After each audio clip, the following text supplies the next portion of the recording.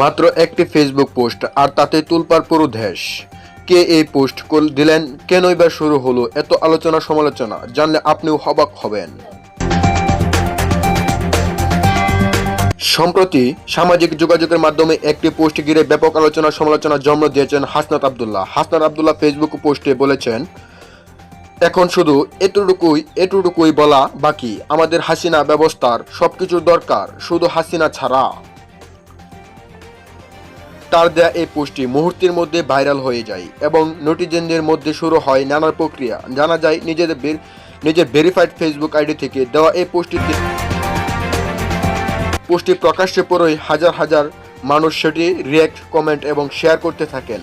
কেউ তার বক্তব্যকে সমর্থন করছেন, আবার কেউ করছেন তীব্র সমালোচনা। বিশেষজ্ঞ বলছেন, একজন দায়িত্বশীল সংসদ সদস্য হিসাবে এমন পোস্টের জনমনে বড় প্রভাব ফেলে, তাই সামাজিকের মাধ্যমে বক্তব্য দেওয়ার ক্ষেত্রে আরও সতর্ক হওয়া উচিত। এদিকে বিষয়টি নিয়ে রাজনৈতিক মহলেও শুরু হয়েছে আলোচনা। অনেকে মনে করছেন এটি একটি বড় বার্তা বহন করছে, আবার কেউ করছেন এটি শুধু ব্যক্তিগত মতামত। তবে এখন পর্যন্ত এই বিষয়ে আনুষ্ঠানিক কোনো ব্যাখ্যা দেননি হাসনাত আব্দুল্লাহ।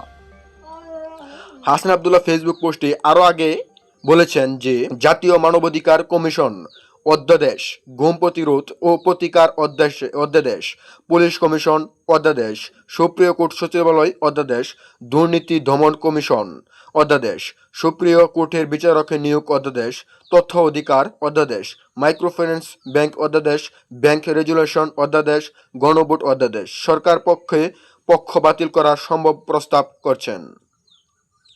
এই ছিল আজকের প্রতিবেদনটি।